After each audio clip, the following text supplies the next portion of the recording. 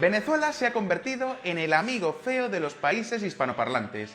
Da igual cómo esté tu país, Venezuela está peor. Venezuela es ese país en el que se pregunta a quien se le pregunte, lo primero que se le vendrá a la mente al pensar en su economía será una palabra: hiperinflación. Les doy la bienvenida a un nuevo episodio de Boleto de Vuelta que en esta ocasión nos lleva a Caracas, la capital de Venezuela, país que atraviesa una compleja situación económica, social y política. ¿Y qué está pasando realmente hoy en Venezuela? Venezuela es ese país, aparte de Argentina, que da más de qué hablar por su economía y su crisis que por cualquier otra cosa. ¿Cuál es la diferencia? Que en Argentina tienen a Messi. Bueno ya, que en teoría esto es un trabajo serio. Hablar de Venezuela en los últimos años es hablar de hiperinflación, pobreza, crisis, desempleo, desnutrición, caída del Producto Interno Bruto, sanciones, expropiaciones, endeudamiento y más problemas.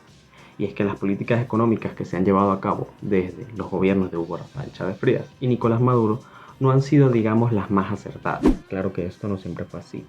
Para 1929, Venezuela fue el segundo mayor país productor de petróleo, solo por detrás de Estados Unidos, y el mayor exportador de petróleo del mundo. Y en 1945, Venezuela estaba produciendo casi 800.000 barriles diarios. Entre 1945 y 1957, el PIB venezolano crecía aproximadamente un 10% cada año y era considerado uno de los países más ricos del continente. Los niveles de inflación eran casi imperceptibles. Claro que, como todo, la economía venezolana ha tenido picos y caídas a lo largo de la historia, y también se podría decir que ha tenido épocas de crisis muy marcadas.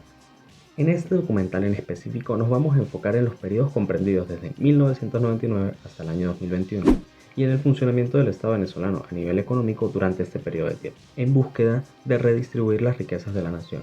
Dentro de estas políticas económicas podemos mencionar el control cambiario, que generó un mercado de divisas paralelo que devaluó la moneda y promovió la corrupción con tasas de divisas preferenciales, el control de precios, que generó desabastecimiento, hiperinflación y mercados negros de productos regulados, las expropiaciones, las cuales han hecho quebrar a la mayoría de empresas nacionales a través de la administración pública, la administración de PDVSA, que se caracterizó por una paupérrima administración de fondos provenientes del petróleo gracias a su boom a principios de los 2000 y acciones políticas que afectaron a la economía nacional, como el cierre fronterizo que disminuyó la cantidad de importaciones, privó a gran parte de venezolanos de acceder a productos y servicios de mejor calidad y cercó económicamente a diferentes regiones del país durante mucho tiempo. ¿Y este edificio?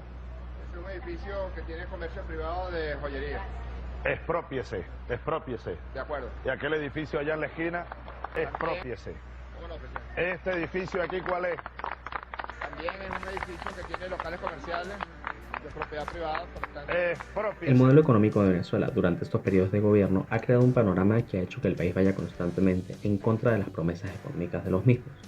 Previo a la llegada al poder del expresidente Hugo Rafael Chávez Frías, este llegó a prometer que no nacionalizaría los medios privados, sino que más bien trabajaría de la mano de ellos y les darían facilidades. ¿No hay intención de nacionalizar absolutamente nada? No, absolutamente nada. Incluso hemos dicho, nosotros estamos dispuestos a darle facilidades aún más de las que hay a los capitales privados internacionales. Por otra parte, cuando Maduro llega al poder, este hereda de los planes del gobierno del expresidente Chávez las promesas de mantener a las empresas públicas sin pérdida, alimentación segura para todas las familias, controlar la inflación y mantener una paridad con las divisas internacionales, acabar con la escasez y tener un crecimiento económico después de las etapas de crisis que había vivido el país. Para el año 2013 existían más de 4.000 proyectos que ya se habían iniciado por el gobierno nacional y seguían incompletos, pero no solo eso, sino que además un 25% de todos estos proyectos que se habían financiado con dinero del Estado habían iniciado su ejecución para el año 2006. Por otra parte, el gobierno nacional prometió construir 150.000 viviendas en 2006, cumpliendo únicamente con un 24% de las mismas, con 35.000 viviendas de 150.000 en tan solo un año de proyecto. Además de señalar que para el año 2013 el gobierno venezolano no llegó a completar ni siquiera el 50% de las viviendas proyectadas en la ejecución de estos proyectos.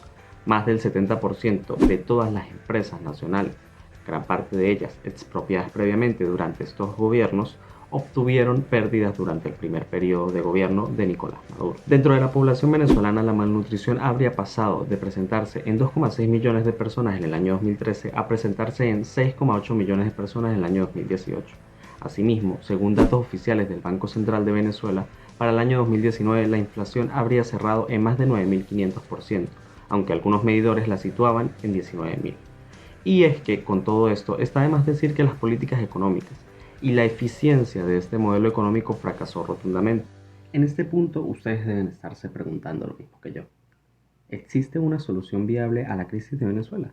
Como bien se ha explicado, gran parte de la crisis en Venezuela tiene su origen en las políticas económicas.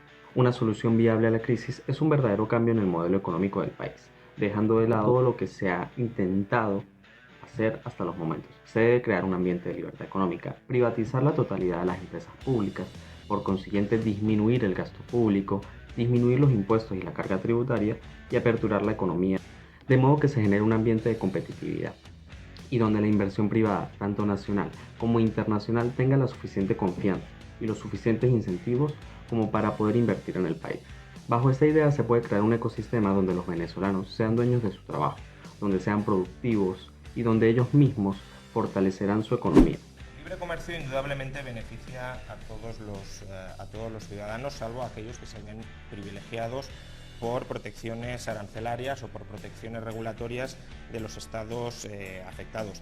Entonces, el libre comercio beneficia primero al consumidor, porque el consumidor es capaz de comprar aquellos bienes y servicios a aquellas empresas de todo el mundo, no a empresas que tengan monopolios locales, sino a aquellas empresas de todo el mundo que le ofrezcan mejores condiciones, mejor relación, calidad-precio y otras cuestiones que el consumidor valore adyacentemente. Luego, como digo, el libre comercio reduce los oligopolios y los monopolios locales. ¿Por qué? Porque, lo podemos ver en España, es decir, si tenemos una economía muy cerrada, obviamente ahí se pueden formar acuerdos entre el poder político y ciertas empresas para obtener beneficios a costa de la ciudadanía. Si abrimos ese mercado, obviamente el poder de esas empresas que tiene o toma base de los privilegios localistas de la política local, regional o nacional que tiene, se van diluyendo porque cualquiera puede entrar. Y por último, los últimos 30 años han sido uno de los periodos donde el libre comercio más se ha extendido de la historia de la humanidad y también ha sido el periodo en el que la pobreza y el hambre más se ha reducido en toda la historia de la humanidad. No es casualidad. Hay que señalar que este video va de la mano de un trabajo que se empezó a realizar hace más de 2 años. Actualmente la economía venezolana se encuentra en una especie de etapa bastante extraña, donde aparentemente el gobierno venezolano ha ido siendo de algún modo más flexible y después de muchos años de estar en números rojos, aparentemente la economía venezolana empezó a crecer. Poco, pero lo empezó. Finalmente, ¿crees que Venezuela, bajo el gobierno de Nicolás Maduro, cambiará totalmente de modelo económico? ¿O qué debe pasar para que su economía por fin cambie? Esperamos leerte en los comentarios y espero te haya gustado este video.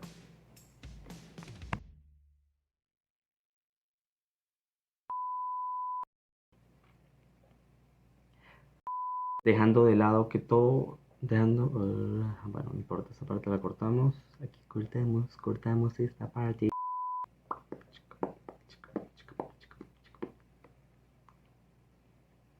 Eso va para bloopers.